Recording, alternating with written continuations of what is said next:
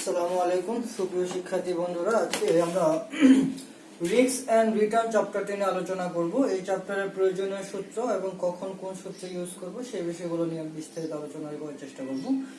এই চ্যাপ্টারটি কিন্তু অনেক গুরুত্বপূর্ণ, কারণ এই চ্যাপ্টারটি প্রিন্সিপাল অফ ফিনান্সে আমাদের প্রত্যেকটা বিবিএ সম্মান, আপনার প্রাইভেট ইউনিভার্সিটি, ন্যাশনাল ইউনিভার্সিটি অথবা পাবলিক ইউনিভার্সিটি, সকল বিশ্ববিদ্যালয়ে আমাদের এই চ্যাপ্টারটি কোর্সের মধ্যে আমাদের এই চ্যাপ্টারটি রয়েছে।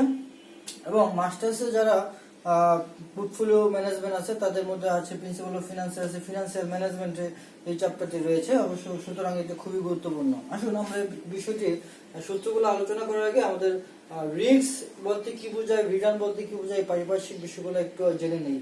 রিস্ক বলতে, রিস্ক অর্থ হচ্ছে ঝুঁকি, অর্থাৎ ভবিষ্যতে ক্ষতি হওয়ার সম্ভাবনা যা আর্থিক অঙ্কে পরিমাপ করা যায় তাকে ঝুঁকি বলা হয়। যেমন আপনার শ্রমিক অসন্তোষ হতে পারে, আপনার একটি মেশিন ডিস্টার্ব দিতে পারে, অথবা আপনার উৎপাদন একটু কম হতে পারে। এরকম বিভিন্ন প্রকার যে ঝুঁকি হতে পারে। হ্যাঁ, সেই ঝুঁকি আমরা ইচ্ছা করলে আর্থিক অঙ্কে পরিমাপ করতে পারি। কিন্তু ঝুঁকির সাথে আরেকটা বিষয় সম্পর্কিত, তা হচ্ছে অনিশ্চয়তা বা আনসার্টেনিটি। অনিশ্চয়তা হচ্ছে ভবিষ্যতে ক্ষতি হওয়ার সম্ভাবনা যা আর্থিক অঙ্কে পরিমাপ করা যায় না। কতটুকু ক্ষতি হবে তা পূর্বে নির্ধারণ করা যায় না, তা হচ্ছে অনিশ্চয়তা। যেমন প্রাকৃতিক দুর্যোগ হতে পারে, হ্যাঁ, অথবা মনে করেন ভোক্তাদের রুচি পরিবর্তন হতে পারে। তাহলে আমাদের যে ক্ষতি সৃষ্টি হবে সেটি হবে অনিশ্চয়তা। আমরা ইচ্ছা করলেই তা পরিবর্তন করতে বা তা মোকাবেলা করতে পারবো না। মানুষের জীবন এটা অনিশ্চিত একটা বিষয়। তা আমরা একটা উদাহরণের মধ্যে আনতে পারি। এক্ষেত্রে রিটার্ন বলতে আমাদের যে ঝুঁকি গ্রহণ করলাম, সেই ঝুঁকি গ্রহণ করে আমাদের কার্যক্রম চালানোর ফলে আমরা যে ঝুঁকি গ্রহণের পরে যে পুরস্কারটা পাবো, সেই পুরস্কারটাকে আমরা আসলে রিটার্ন বলে থাকি। আসুন আমরা এখন এই চ্যাপ্টারের যে সূত্রগুলো নিয়ে আলোচনা করব এগুলো একটু দেখে নিই।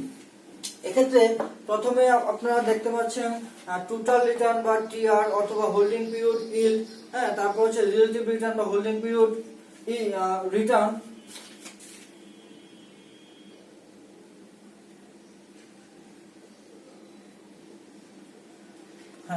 তারপর হচ্ছে অ্যানুয়াল রিটার্ন অথবা টোটাল রিটার্ন অথবা অ্যানুয়াল রিলেটিভ রিটার্ন, মিন, এভারেজ, অ্যারিথমেটিক মিন অথবা এক্সপেক্টেড রিটার্ন, স্ট্যান্ডার্ড ডেভিয়েশন অথবা রিস্ক, ভেরিয়েন্স অথবা sigma square, coefficient of variation, covariance, correlation নিয়ে আলোচনা করব, সিএপিএম এর এক্সপেক্টেড রিটার্ন নিয়ে আলোচনা করব, বিটা নিয়ে আলোচনা করব, এক্সপেক্টেড রিটার্ন অফ পোর্টফোলিও নিয়ে আলোচনা করব, বিটা পোর্টফোলিও এবং স্ট্যান্ডার্ড ডেভিয়েশন অফ পোর্টফোলিও নিয়ে আলোচনা করার চেষ্টা করব। তারপর হচ্ছে জিওমেট্রিক মিন বা জিএম নিয়ে আলোচনা করব, কিউমুলেটিভ ওয়েলথ ইনডেক্স, এই বিষয়টা নিয়ে এখানে আসবে, রিয়েল কিউমুলেটিভ ওয়েলথ ইনডেক্স, এই বিষয়টাও এখানে আসবে। অর্থাৎ রিস্ক এন্ড রিটার্ন চ্যাপ্টার করতে গেলে আমাদের যে সকল বেসিক যে সূত্রগুলো কাজে লাগবে এবং আসবে, সেই বিষয়গুলো নিয়ে আজকে আমরা আলোচনা করার চেষ্টা করব।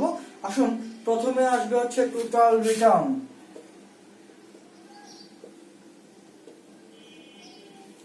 টোটাল রিটার্ন অথবা টিআর, অথবা এটা একটা অন্য একটি নাম হচ্ছে হোল্ডিং পিরিয়ড ইল্ড। তাহলে যদি আমাদের প্রশ্নে প্রাইস বা ভ্যালু দেওয়া থাকে, সেক্ষেত্রে আমাদের টোটাল রিটার্নের সূত্রটি হবে, এক্ষেত্রে হবে ডিভিডেন্ড অথবা ইন্টারেস্ট। প্রশ্নে ডিভিডেন্ড, লভ্যাংশ অথবা সুদ দেওয়া থাকতে পারে, তাহলে হবে ডিভিডেন্ড অথবা interest plus ending value minus beginning value divide by beginning value. এক্ষেত্রে বিগিনিং ভ্যালুর জায়গায় সেল ভ্যালু থাকতে, এন্ডিং ভ্যালুর জায়গায় সেল ভ্যালু থাকতে পারে, এবং বিগিনিং ভ্যালুর জায়গায় পারচেজ ভ্যালু অথবা P0 থাকতে পারে, এখানে P1 থাকতে পারে। এক্ষেত্রে যদি ডিভিডেন্ড অথবা ইন্টারেস্ট না থাকে, তাহলে এই অংশটি বাদ দিয়ে ending value minus beginning value divide by beginning value, শুধু এই অংশটাই হবে। আচ্ছা, এই সূত্র থেকে আমাদের এই ending value minus beginning value, এই অংশটিকে বলা হয়ে থাকে ক্যাপিটাল গেইন অথবা capital loss.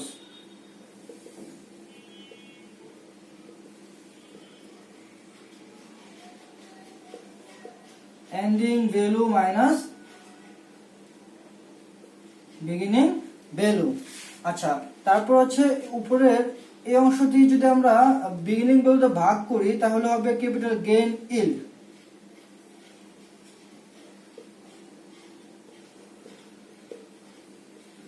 Capital gain yield হবে ending value minus beginning value divided by beginning value. অর্থাৎ ক্যাপিটাল গেইনকে যদি আমরা বিগিনিং ভ্যালুতে ভাগ করি তাহলে আমরা ক্যাপিটাল গেইন ইল্ড পাবো। এক্ষেত্রে বাকি রয়ে গেছে ডিভিডেন্ড, তাহলে আমরা ডিভিডেন্ড ইল্ড লিখতে পারি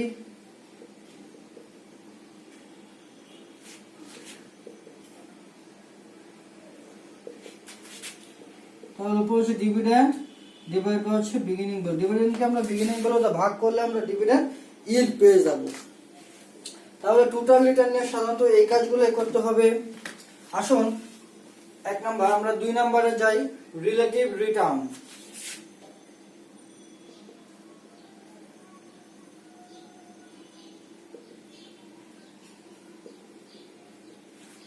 রিলেটিভ রিটার্ন অথবা আর অথবা এটা অন্য একটি নাম হচ্ছে হোল্ডিং পিরিয়ড রিটার্ন। এক্ষেত্রে আর হচ্ছে ডিভিডেন্ড অথবা interest, IT interest plus ending value divided by beginning value. Ending value বা শেষের মূল্য, অথবা এটা অন্য একটি আপনার আসতে পারে যে সেল ভ্যালু আসতে পারে, অথবা P1 থাকতে পারে, এক্ষেত্রে পারচেজ ভ্যালু অথবা P0 থাকতে পারে। আচ্ছা, তাহলে এই টোটাল রিটার্নের সাথে আবার রিলেটিভ রিটার্নের একটি সম্পর্ক আছে, তা হচ্ছে টোটাল রিটার্ন সমান রিলেটিভ রিটার্ন মাইনাস 1। এক্ষেত্রে আবার রিলেটিভ রিটার্ন যদি আমরা বের করতে চাই তাহলে রিলেটিভ রিটার্ন সমান 1 এর দিকে এসে প্লাস হয়ে যাবে, তাহলে টোটাল রিটার্ন প্লাস 1। আচ্ছা, তাহলে এই টোটাল রিটার্নের সাথে রিলেটিভ রিটার্নের এই সম্পর্কটি আমরা দেখতে পাই।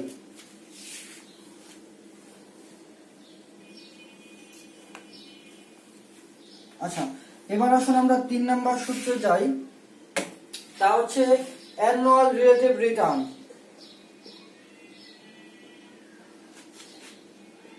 অ্যানুয়াল রিলেটিভ রিটার্ন সমান রিলেটিভ রিটার্ন পাওয়ার 1/n। এক্ষেত্রে উপরে যে 1 আছে সে 1টি হলো 1 বছরের মেয়াদ, এবং প্রশ্নে প্রদত্ত যে মেয়াদকাল থাকবে সে মেয়াদকালটি হবে n। এক্ষেত্রে যদি বছর দেওয়া থাকে তাহলে উপরে হচ্ছে 1, নিচে হচ্ছে যত বছর দেওয়া থাকবে ওই বছরের সংখ্যা। যদি মাস দেওয়া থাকে তাহলে উপরে হবে 12 এবং নিচে প্রশ্নে প্রদত্ত মাসের সংখ্যা। যদি উইক দেওয়া থাকে উপরে হবে 52, নিচে প্রশ্নে প্রদত্ত উইকের বা সপ্তাহের সংখ্যা। যদি ডে দেওয়া থাকে তাহলে উপরে হবে 360 এবং নিচে হবে প্রশ্ন প্রদত্ত ডে এর সংখ্যা। আপনারা এই বিষয়টি খুব খেয়াল করবেন। তারপরে আসতে হচ্ছে আমাদের annual total return. Annual total return হবে annual relative return minus 1। Annual relative return থেকে যদি আমরা 1 মাইনাস করি তাহলে আমাদের হয়ে যাবে অ্যানুয়াল টোটাল রিটার্ন। তাহলে 3 নাম্বার সূত্র হয়ে গেল। এবার আসুন আমরা 4 নাম্বার সূত্রে যাই। 4 নাম্বার হচ্ছে মিন অথবা গড়, এভারেজ অফ গড়, হ্যাঁ, অথবা এরিথমেটিক মিন, গাণিতিক গড়, অথবা এক্সপেক্টেড রিটার্ন, প্রত্যাশিত হয়। 4টা একই জিনিস, হ্যাঁ, আমরা প্রকাশ করতে পারবো x বাদ দিয়ে, অথবা r বাদ দিয়ে, অথবা এক্সপেক্টেড রিটার্ন আকারে। তাহলে আমরা এই সবটা না লিখে আমরা লিখলাম x বার অথবা r বার অথবা এক্সপেক্টেড রিটার্ন। সূত্র হবে দুইটা, একটা হচ্ছে যদি প্রশ্নে ইয়ার দেওয়া থাকে, আরেকটা হচ্ছে প্রবাবিলিটি অথবা সম্ভাবনা দেওয়া থাকে। একটা হচ্ছে ইয়ার বা বছর দেওয়া থাকলে, আরেকটা হচ্ছে প্রবাবিলিটি অথবা সম্ভাবনা দেওয়া থাকলে। ইয়ার দেওয়া থাকলে সূত্র হবে summation x divided by n। এক্ষেত্রে x হচ্ছে প্রশ্নে প্রদত্ত যে আমাদের রিটার্নের হারটি, ওই রিটার্নের হারটি x হিসেবে বিবেচনা করব। আর এদিকে সূত্র হবে x বার সমান সূত্র হবে সামেশন x ইনটু p। এক্ষেত্রে আমাদের প্রবাবিলিটি গুণ করব, আর ইয়ার থাকলে বছরের সংখ্যা কত বছর আছে ওই বছরের সংখ্যা দিয়ে আমরা ভাগ করব। এক্ষেত্রে যদি রিটার্ন দেওয়া থাকে, প্রশ্নে যদি সরাসরি রিটার্ন দেওয়া থাকে তাহলে ওই রিটার্নটি আমরা x হিসেবে বিবেচনা করব। কিন্তু প্রশ্নে যদি রিটার্নের মান না দিয়ে ভ্যালু বা প্রাইস দেওয়া থাকে সেক্ষেত্রে আমাদের টোটাল রিটার্ন বিবেচনা করতে হবে। 1 নাম্বারটি আমরা করেছিলাম টোটাল রিটার্ন, সেই টোটাল রিটার্নটিকে আমরা এখানে রিটার্ন হিসেবে বিবেচনা করে তারপরে আমরা অঙ্কটি করব। আচ্ছা, তারপরে আসছে হচ্ছে আমাদের স্ট্যান্ডার্ড ডেভিয়েশন বা সিগমা। এটা হচ্ছে 5 নাম্বার স্ট্যান্ডার্ড ডেভিয়েশন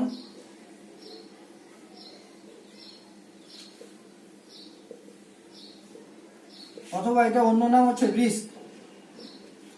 তাহলে প্রশ্নে যদি ইয়ার দেওয়া থাকে তাহলে সিগমা বা স্ট্যান্ডার্ড ডেভিয়েশন হচ্ছে root over summation x minus x bar whole square divide by n।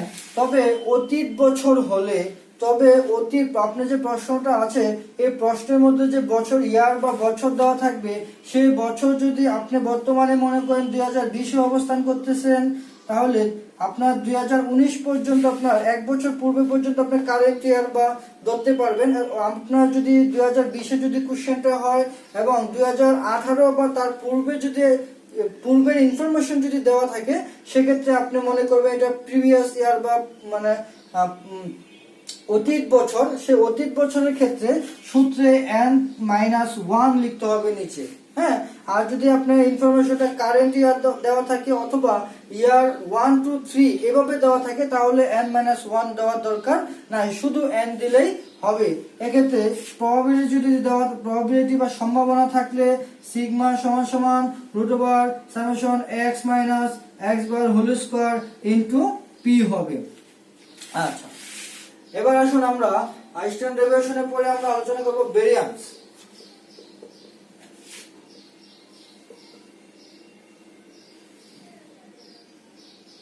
আচ্ছা, ভেরিয়ান্স বা ব্যবধানাঙ্ক তা হচ্ছে সিগমা স্কয়ার। এক্ষেত্রে সিগমা স্কয়ার হবে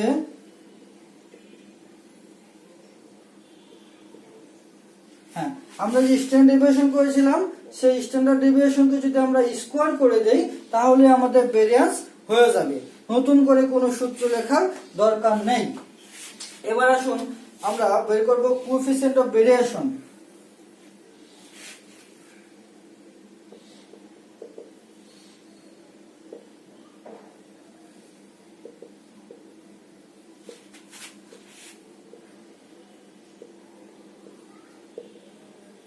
কোএফিসিয়েন্ট অফ ভেরিয়েশন অথবা কোএফিসিয়েন্ট অফ ভেরিয়ান্স একই কথা, সিবি লিখব। সিবি সমান সমান sigma by x bar into 100, অর্থাৎ standard deviation divide by mean অথবা এক্সপেক্টেড রিটার্ন ইনটু 100, তাহলে হয়ে যাবে কোএফিসিয়েন্ট অফ ভেরিয়েশন।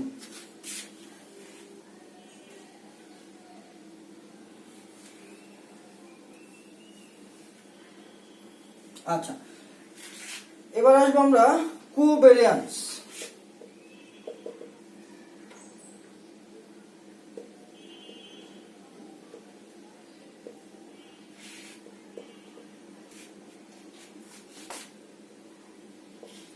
আচ্ছা, কোভেরিয়ান্সের সময় অবশ্যই দুটি চলকের ক্ষেত্রে হবে। যদি ইয়ার দেওয়া থাকে তাহলে হবে summation x minus x bar whole square x minus x bar into y minus y bar divided by n। এক্ষেত্রে ঠিক স্ট্যান্ডার্ড ডেভিয়েশনের মতো যদি অতীত বছরের হয় তাহলে n-1 করব, আর বর্তমান বছর অথবা কোনো বছর না দিয়ে 1 2 3 আকারে দেওয়া থাকে ABC, তাহলে আমাদের হবে শুধু n হবে, n-1 হবে না। এক্ষেত্রে যদি প্রবাবিলিটি দেওয়া থাকে তাহলে সূত্রে কোভেরিয়ান্স xy হবে সামেশন x মাইনাস x বার y মাইনাস y বার ইনটু p। আমাদের প্রবাবিলিটি দ্বারা গুণ করতে হবে, ইয়ার থাকলে ইয়ার দ্বারা ভাগ করতে হবে। আচ্ছা, তারপরে আসবো আমরা হচ্ছে কোরিলেশন বা সহসম্পর্ক।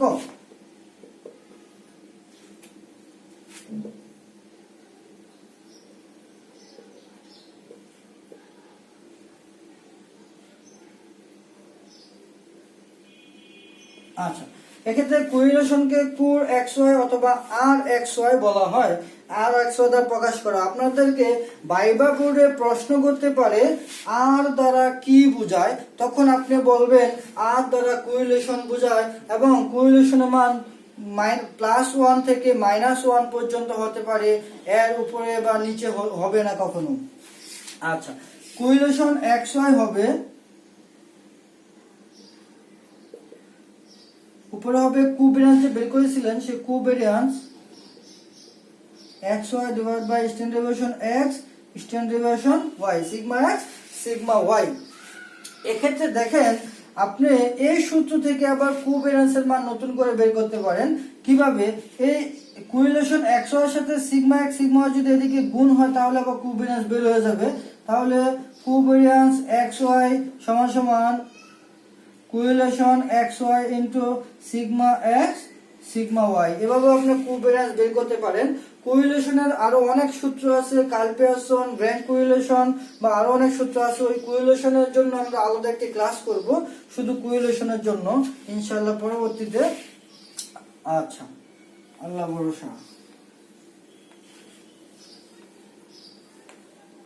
আচ্ছা, এবার আসুন সিএপিএম এ আমাদের expected return capital asset pricing model. CAPM এ এক্সপেক্টেড রিটার্ন সমান সমান RF plus RM minus RF into beta.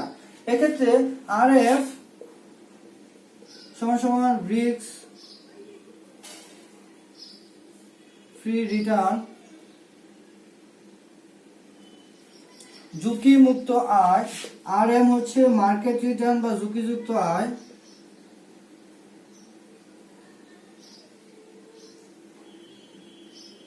এটা হচ্ছে মার্কেট ইন্ডেক্স, বিটা হচ্ছে বিটা অথবা মার্কেট ইন্ডেক্স।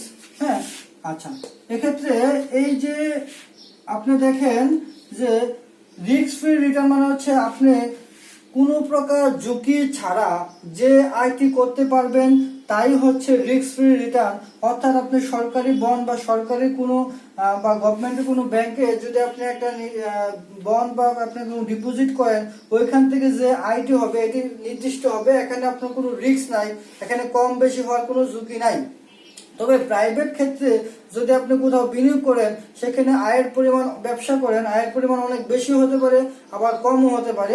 সেক্ষেত্রে আপনার ঝুঁকির পরিমাণ বেশি হয়ে থাকে, যা হচ্ছে মার্কেট রিটার্ন হিসেবে আমি বিবেচনা করব। তো মনে করেন আপনি ঝুঁকি গ্রহণ করলে, ঝুঁকি গ্রহণ করার ফলে আপনি আরএম বা মার্কেট রিটার্ন হচ্ছে মনে করেন আপনার 15%, আর আপনার ঝুঁকি ছাড়া একবারে শুধু ঝুঁকি, কোনো প্রকার ঝুঁকি ছাড়া আপনার রিস্ক ফ্রি রিটার্ন মনে করেন আরএফ দেওয়া আছে মনে করেন 7%। তার মানে আপনি ঝুঁকি গ্রহণ না করেও 7% আয় করতে পারতেছেন এবং ঝুঁকি গ্রহণ করার ফলে আপনি পাচ্ছেন হচ্ছে 15%।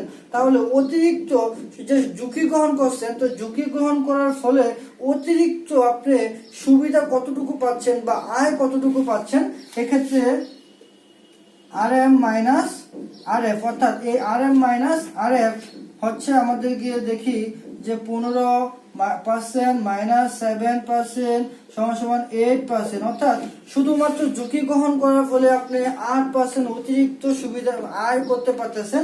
তা এই যে 8% এই অংশটাকে আমরা বিটা দ্বারা যদি গুণ করি, অর্থাৎ এই অংশটিকে আমরা লিখতে পারি হচ্ছে রিস্ক প্রিমিয়াম। রিস্কের জন্য যে প্রিমিয়ামটা হচ্ছে বা আয়টা হচ্ছে, তা এই সূত্র আবার রিস্কের, এটা হচ্ছে রিস্ক প্রিমিয়ামের সূত্র, আপনারা লিখে নেন।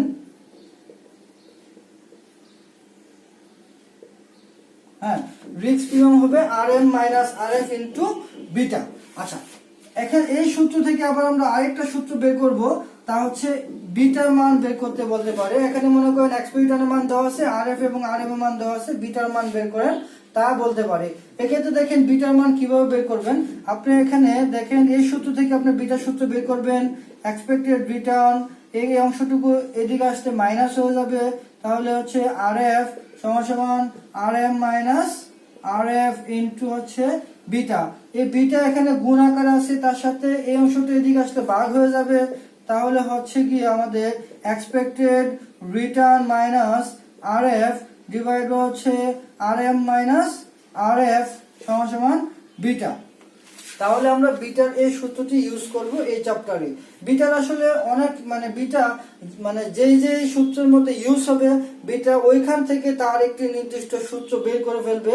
বিটার কোনো নির্দিষ্ট সূত্র নাই, অনেকগুলা সূত্র, হ্যাঁ 8 থেকে 10টা সূত্র আছে বিটার। এটা হচ্ছে বিটার উপাদান, প্রশ্নে প্রদত্ত যে উপাদান আছে সেই উপাদানের উপর ভিত্তি করে আমরা বিটার সূত্র লিখব। আচ্ছা, এবার আসলে আমরা বিটা আলোচনা করে ফেললাম। আমরা এক্সপেক্টেড রিটার্ন অফ পোর্টফোলিও, আসলে পোর্টফোলিও কি? পোর্টফোলিও বা পত্রকোষ, হ্যাঁ পোর্টফোলিও হচ্ছে আপনার মনে করেন যে 10,000 টাকা আছে আপনার এখন নোট বিনিয়োগ করার জন্য, মোট ক্যাপিটাল।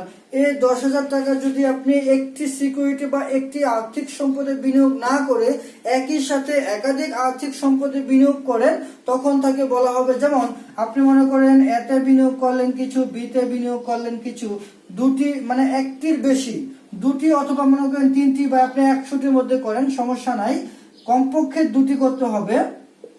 মানে একাধিক সিকিউরিটিতে যদি আপনি একই সাথে বিনিয়োগ করেন তখন তাকে বলা হবে পোর্টফোলিও। এক্ষেত্রে পোর্টফোলিওর ওয়েট বা অংশ বের করতে হবে। এখানে মনে করেন আপনি এতে বিনিয়োগ করলেন 3,000 টাকা, বিতে বিনিয়োগ করলেন মনে করেন 3,000 টাকা, সিতে মনে করেন বিনিয়োগ করলেন হচ্ছে অবশিষ্ট 4,000 টাকা। এক্ষেত্রে আপনার ওয়েট এ বের করতে হবে। তাহলে আপনার এতে যে বিনিয়োগ করলেন এর পরিমাণ 3,000 টাকা ডিভাইড বাই মোট বিনিয়োগ হচ্ছে আপনার 10,000 টাকা, তাহলে 0.3 হচ্ছে এর ওয়েট। আপনি যদি ওয়েট বি বের করেন তাহলে বিতে আপনি বিনিয়োগ করেছিলেন 3,000 টাকা, মোট বিনিয়োগ ছিল আপনার 10,000 টাকা, তাহলে ওয়েট হচ্ছে 0.3। এক্ষেত্রে ঠিক একইভাবে যদি আপনি ওয়েট সি বের করেন তাহলে সিতে বিনিয়োগ করেছিলেন আপনি 4,000 টাকা, মোট বিনিয়োগ ছিল আপনার 10,000 টাকা, তাহলে ওয়েট সি হচ্ছে আপনার 0.4। এভাবে আপনি ওয়েটটা বের করে নেবেন, অথবা প্রশ্নে ওয়েট দেওয়া থাকবে, অথবা প্রশ্নে মনে করেন যে এ এবং বি এর ওয়েট মানে অংশ দেওয়া আছে, তাহলে বি সি আছে কিন্তু সি এর অংশ দেওয়া নাই। আপনি তাহলে কি করবেন যে মোট বিনিয়োগ 10,000, এতে 3,000, বিতে 3,000 হলে দুইটির মধ্যে আপনি মোট বিনিয়োগ করলেন হচ্ছে 6,000, অবশিষ্ট অংশটি আপনার সিতে, তার মানে অটোমেটিক আপনি বুঝে গেলেন যে সিতে বিনিয়োগ হচ্ছে 4,000 টাকা। বা তার ওয়েট এভাবে আপনি বের করে নেবেন, অথবা ওয়েটের মান দেওয়া থাকতে পারে। যদি ওয়েটের মান এভাবে না দিয়ে বলতে পারে ইকুয়াল ওয়েট, ইকুয়াল ওয়েট হলে যে কয়টা সিকিউরিটি থাকবে 1 কে ওই কয়টা, যদি মনে করেন 3টি সিকিউরিটি তাহলে 3 দ্বারা ভাগ করব, যদি 2টি সিকিউরিটি থাকে তাহলে 1 কে আমরা 2 দ্বারা ভাগ করব, যদি 5টা সিকিউরিটি থাকে 5 দ্বারা ভাগ করব, 4টা সিকিউরিটি থাকলে 4 দ্বারা ভাগ করব। হ্যাঁ, ভাগ করে আমরা মানটি লিখব। আচ্ছা, এই ওয়েটের পরে আমরা আসবো এক্সপেক্টেড রিটার্ন অফ পোর্টফোলিও।